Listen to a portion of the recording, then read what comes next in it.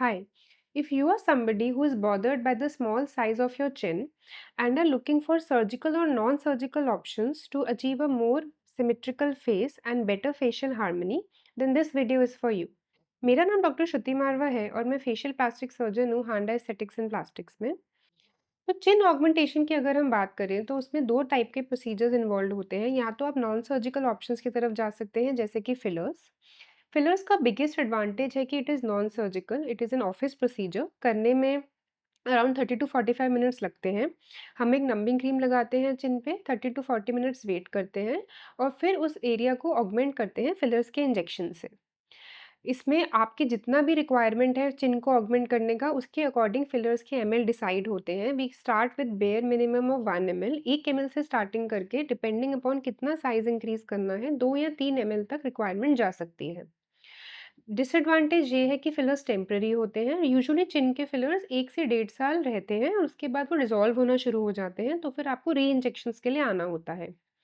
दूसरा बड़ा एडवांटेज ये है क्योंकि ये नॉन सर्जिकल प्रोसीजर है तो इसका कोई डाउन टाइम नहीं होता, कोई स्वेलिंग, ब्रूजिंग वगैरह नहीं आती, कोई कट्स नहीं होते और रिजल्ट्स ऑलमोस्ट इमीडिएट होते हैं। 1-2 दिन की स्वेलिंग के बाद आपके रिजल्ट्स आपको दिख जाते हैं।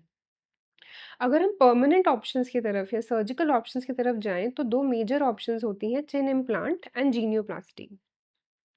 चिन इम्प्लांट का जो प्रोसीजर है उसको हम एक इंट्राओरल कट से करते हैं, यानी माउथ के अंदर कट आता है जिसके थ्रू जाके हम उस इम्प्लांट को आपके चिन के साथ फिक्स करते हैं। जिसके लिए हम एक टाइटेनियम स्क्रू यूज़ करते हैं जिससे हम इम्प्लांट को आपके बोन से फिक्स कर देते हैं ताकि वो डिस्प्लेस नहीं हो या फिर आपके चेहरे के अंदर टेढ़ा-मेढ़ा नहीं हो, हिले नहीं। जो टाँके होते हैं वो घुलने वाले होते हैं। सर्जरी करने में आधा पौना घंटा या 1 घंटा लगता है। सुबह करा के आप शाम तक घर जा सकते हैं। रिज़ल्ट्स परमानेंट होते हैं, आपको पूरा लाइफ टाइम लास्ट करेंगे। अब अगर ये क्वेश्चन आए कि किस तरीके से डिसाइड होता है कि इम्प्लांट कौन से टाइप का डालना है और कौन से साइज़ का डालना है, तो उसके लिए सबसे पहले हम एक प्रॉपर फेशियल एनालिसिस करते हैं, जिसमें हम आपकी चिन और आपके फेस की फ़ोटोग्राफ्स लेते हैं डिफरेंट एंगल्स से और उसमें ये डिस्कस किया जाता है कि क्या साइज़ आपको सूट करेगा और क्या टाइप। टाइप मीनिंग कि हमें एनाटॉमिकल इम्प्लांट डालना है या कॉनकेव चिन इम्प्लांट डालना है और बहुत इसी टाइप के डिफरेंट टाइप्स ऑफ इम्प्लांट्स आते हैं, जिनको हम यूज़ करते हैं आपके बाकी फेशियल प्रोपोर्शंस से मैच करने के लिए। यूजुअली फीमेल्स जो वी चिन जॉ लाइन ढूँढ रही होती हैं, उनके लिए कॉनकेव चिन इम्प्लांट बेटर होता है और मेल्स जिनको एक ब्रॉड मैस्कुलिन चिन का रिज़ल्ट चाहिए होता है, उनके लिए एनाटॉमिकल या एक्सटेंडेड एनाटॉमिकल इम्प्लांट ही बेटर होता है।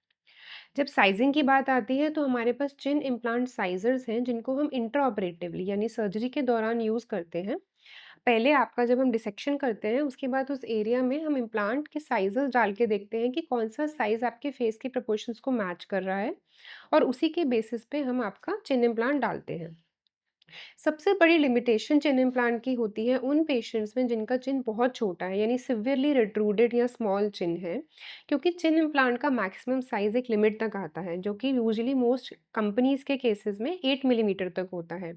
लेकिन जिन पेशेंट्स की चिन काफ़ी ज़्यादा रिट्रूडेड होती है, ना ही तो उनके लिए 8 मिलीमीटर सफिशिएंट होता है और दूसरा जो एक अचीवमेंट चिन इम्प्लांट नहीं कर पाता, वो ये है कि स्मॉल चिन वाले पेशेंट्स में आपकी नेक की जो फैट है और स्किन है और मसल है, वो काफ़ी लूज़ होता है। तो ऐसे पेशेंट्स में हमने देखा है कि स्मॉल चिन के साथ-साथ नेक भी बहुत ज़्यादा सैगी होती है, लटकी हुई होती है। तो आइडियली इन पेशेंट्स में ऑल्सो उन पेशेंट्स में जिनको फॉरेन बॉडी अपने चिन में नहीं डलवानी है for life time, best option रहती है जीनियोप्लास्टी। जीनियोप्लास्टी में हमें कट देते हैं आपके बोन में और आपके बोन को आगे पुश करते हैं और उसको नई पोजीशन में फिक्स कर देते हैं टाइटेनियम प्लेट्स एंड स्क्रूज से। जीनियोप्लास्टी एक मेजर सर्जरी है, करने में 2 से 3 घंटे लग सकते हैं। उससे पहले हमें कुछ इमेजिंग चाहिए होता है, सीटी स्कैन, एक्स-रेज़, ताकि हम ये डिसाइड करें कि हमें आपका कितना बोन मूवमेंट करना है और कितना छोटा है आपका चिन। लेकिन जो एडवांटेज होता है जीनियोप्लास्टी का, बिगेस्ट एडवांटेज ये होता है कि मूवमेंट सिग्निफिकेंटली ज़्यादा हो सकता है as compare to an implant. We can go up to 10 millimetre और 11 मिलीमीटर, जिससे आपकी स्पेशली सिवियरली रिट्रूडेड चिन वाले पेशेंट्स में रिजल्ट्स काफ़ी इंप्रूव हो जाते हैं। एंड क्योंकि हम आपके बोन को आगे मूव करते हैं, तो जो नीचे के सारे मसल और स्किन के स्ट्रक्चर्स होते हैं, जो चिन को अटैच होते हैं, वो भी साथ में मूव होते हैं, तो साथ में नेक टाइटनिंग भी काफ़ी अच्छी आती है।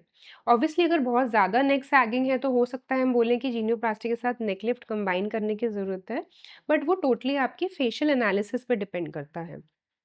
रिकवरी वाइज़ दोनों ही इम्प्लांट और जीनियोप्लास्टी में एक चिन स्ट्रैप आपको पहनना होता है, जो हम आपको देते हैं, जो आपकी स्वेलिंग को कंट्रोल में रखता है और ज़्यादा बढ़ने से बचाता है। चिन इम्प्लांट के केस में आपको सॉफ्ट डाइट लेनी है एटलीस्ट 1 टू 2 वीक्स के लिए, जबकि जीनियोप्लास्टी के केस में क्योंकि हम बोन कट कर रहे हैं, हम चाहते हैं कि नई बोन फॉर्म हो और नई पोज़ीशन में फिक्स हो जाए। एटलीस्ट 4 टू 6 वीक्स के लिए हम रिकमेंड करते हैं कि आप सॉफ्ट डाइट पे जाएँ। तो जैसे कि मैंने कहा जीनियोप्लास्टी की रिकवरी थोड़ी लॉन्गर होती है, क्योंकि हम यहाँ पे बोन हीलिंग पे कॉन्संट्रेट कर रहे हैं।